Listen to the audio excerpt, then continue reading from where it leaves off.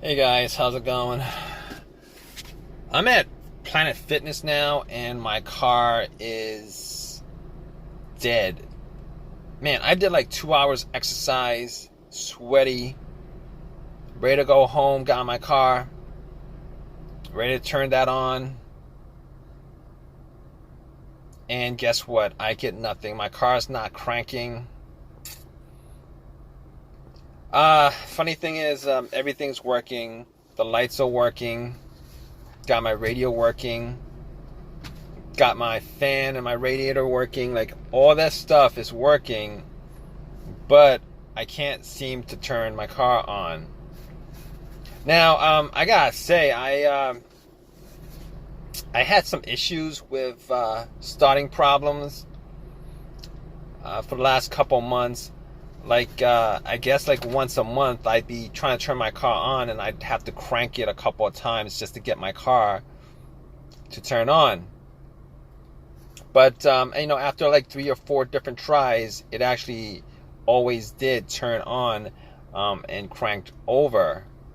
I mean, I've noticed that, as more time passes, I've actually had to continue to just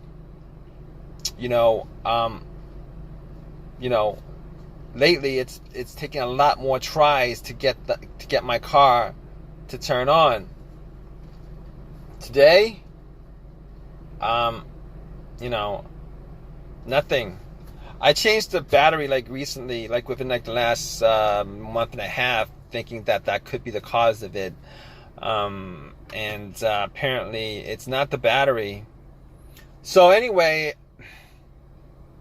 after that happened, I was like, okay, let me see if I left my lights on. I mean, I was only there for like 2 hours. Maybe if I left my lights on, maybe that could be the cause of it. So I went out, checked the lights, and the lights were bright. Normally what happens is if it's like a battery that's weak or whatever, you go out and the lights would be kind of weak or dim. The batteries are not weak or dim. I mean, I looked at it and it was very, very bright. So I was thinking maybe it's not the battery. Maybe it's not the battery. But I was like, I wasn't 100% sure on it. I really wasn't 100% sure on it. So I was like, let me try to get a jump. And luckily, I asked around a couple of people who were parking, and they were nice enough to help me out with a jump. So I put the cables onto the battery, and I tried it immediately. That didn't do anything, but I waited for like a couple minutes, hoping that it would charge up my battery to just crank it up, hoping that was the issue, it was a defective battery. But nothing happened after that. I tried turning it on and nothing happened, just got the same thing. And got that click. Guys, that starter click, it just sounds like a click. Sound like a click. So I'm like, it sounded like a click. So I'm like, okay, definitely at that point, it's not a battery issue. My battery is fine, because working off somebody else's battery, my car should turn on if it's a battery issue. All right. So figure it wasn't the battery. Battery's fine. It's good. I've had it for like a month and a half. It's brand new. Sometimes they're defective or whatever, but that's not the case here. So I'm like, what else could it be? Let's go to what it could be, the next step, which is that maybe it's the alternator. So I'm like, it could be the alternator, but no, it couldn't be the alternator, because my car wasn't on. I didn't need my car on. My car wasn't on. My engine wasn't running. My So normally the alternator goes out while your engine is running because it's not charging up the battery, and since it's not charging the battery, your car's running on the battery until it just finally dies out. I mean, it's a rare occurrence where my car was running on a dead battery up until the point I parked it and then turned off, and then it was very weak, and then I spent 2 hours in the gym, came back, tried to turn it on, and the battery's 100% dead. But that's not the case. That's not the case because if it was the alternator, once I put cables onto the battery from another car, the car should crank up. We crank or whatever, I would still hear a crank, and we should crank up. And then once you take the cables off, it would just die out because it's getting all the power from the battery from the other car. But that's not the case here because I put the cables on the battery and nothing happened. So I could rule out the alternator, rule out the battery, rule out the alternator. So what else could it be? Well, next thing up could be fuses, could be a relay. Well, let's do the relay. So I was thinking, well, it could be the relay. It could be the starter relay. I know it's not the fuel pump relay, because if it's just the fuel pump relay, this car would actually crank. It just wouldn't crank over. So I could rule out the fuel pump relay. It could be it could be the relay to the computer also, but I'm not even gonna go there. So the fuel pump starter. Let's the work of the starter relay. Is it the starter relay?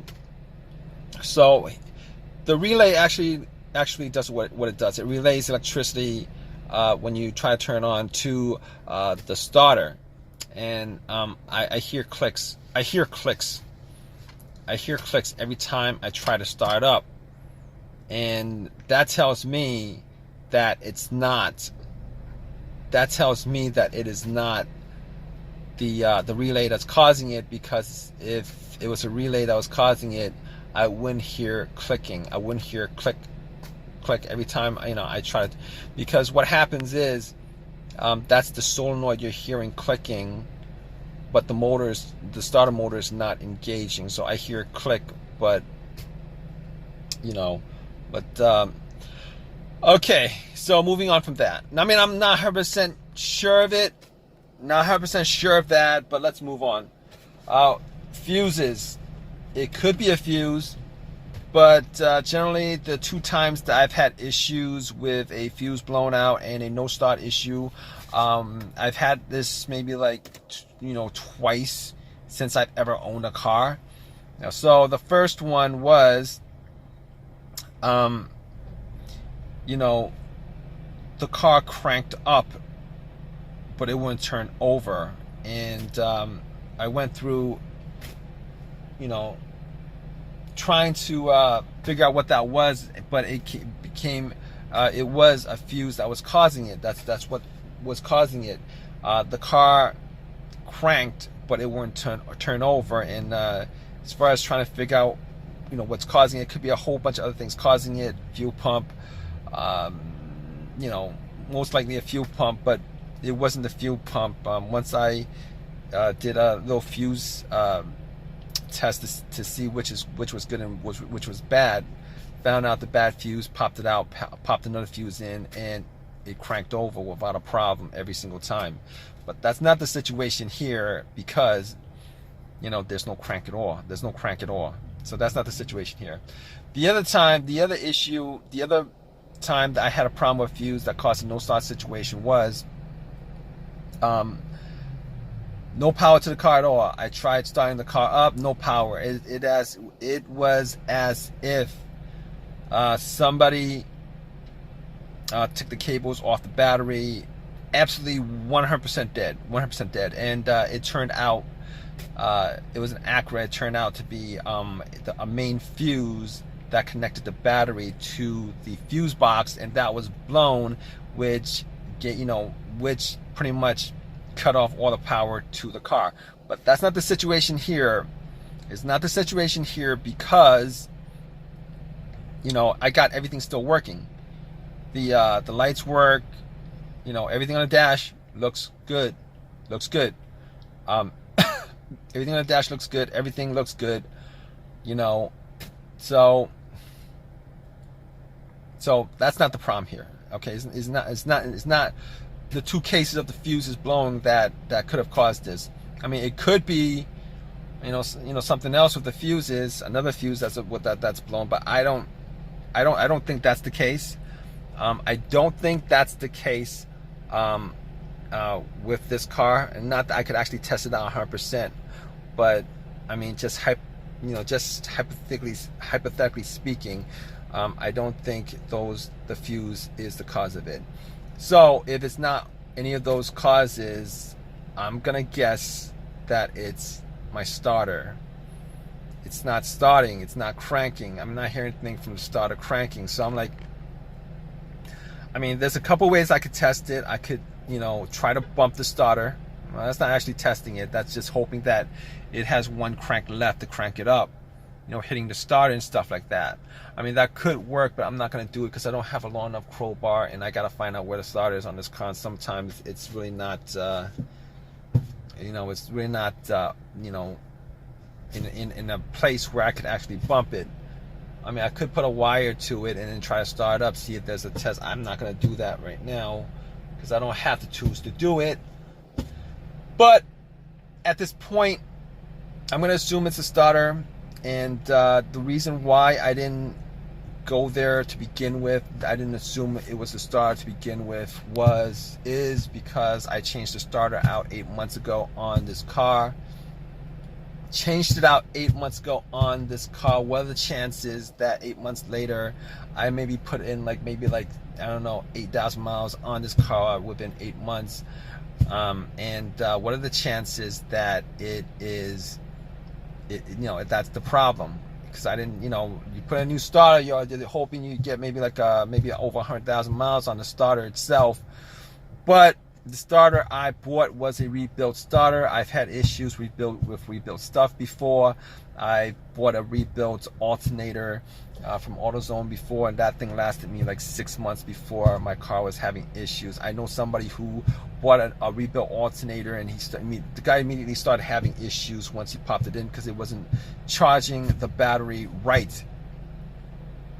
So at this point, I'm thinking it's the starter. I'm waiting for AAA to pick my car up, going through all those steps of trying to figure out what it is. Now, I can't really say 100% for sure because I'm not actually out there testing it, but just from deductive reasoning on my part, I'm going to say it's the starter. And it kind of sucks that it's the starter because now I'm going to have to put some time in, you know, with this issue, and I've already put in maybe 45 minutes already. I'm waiting for an hour for AAA to come and get my car, and on top of that, I'm gonna have to either spend some time myself to put it in or pay somebody some money to put it in again.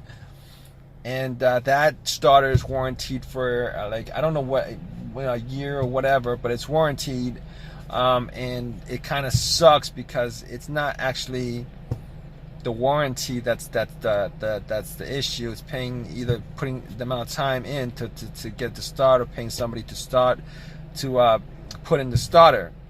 You know, I gotta pay again to have that done, or spend some more time to do it myself. It's really a pain. It's really a pain in the butt, and I really do not want to do it. Last time I paid somebody to do it, I'm going to see if I could probably do it myself because I don't want to spend that extra money. It kind of sucks. But it is what it is. I mean, right now, I'm thinking it's the starter. I was hoping maybe it would have been something simple. Would have been great if it was something simple. I'm sweating. Just did 2 hours, I'm sweating, and all right, guys, I'm just babbling on right now. I'm hoping AAA just comes, stops by to tow my car really within the next 30 minutes. But I know I'm gonna wait an hour for them to get here. But I'm gonna keep you guys updated. All right, guys. All right, guys. So yeah, got that starter put in. It was a starter. and that actually just sucks. It was the starter that was causing it. Oh man. So I had to pay somebody to do it. Sucks. You know, I'm like within a year, within 8 months now, I had the starter put in twice. And this stuff shouldn't happen, but if you guys know anything about, you guys know anything at all about rebuild stuff, you know, rebuild stuff, they only rebuild like a part of the stuff, part of it. Like the part that's broken is the part they rebuild, and all the other components on the you know, on the starter, alternator, whatever is being rebuilt, that's got the same mileage that it had on there originally. So, I mean, I did not want to buy a brand new starter because, you know, they're like twice as much, like $300 versus $150. You know, had warranty on it, so I got the starter anyway, warranted. You know, it's still warranted, but still, I didn't want to pay any more than I need to. Already complained to them about it, but you know, they're not going to give me money to get it redone. So, but that's just what it is. That's probably why it's warranted to begin with. But anyway, hope you guys enjoyed this video, or I hope it has helped you out. Please give me a thumbs up. If you guys got any comment, please comment, and please subscribe, guys. All right, take care.